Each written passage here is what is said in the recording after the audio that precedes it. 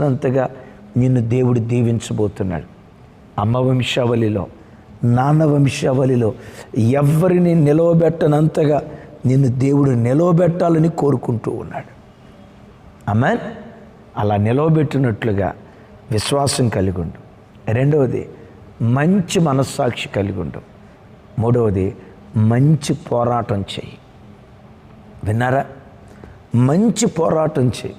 జీవితంలో ఏదైనా సాధించాలి అంటే ఊరకి ఏది రాదు. పోరాటాన్ని సల్పాలి. దావీదు గొర్రెలు కాసుకుంటూ వెళ్ళేటప్పుడు సియోను కొండను చూసి ఇలా పాడాడట. ఏవని? ఎవ్వరూ ఎక్కలేని ఎత్తైన కొండను నన్ను ఎక్కించవా? ఒకసారి ఈ మాట అనండి.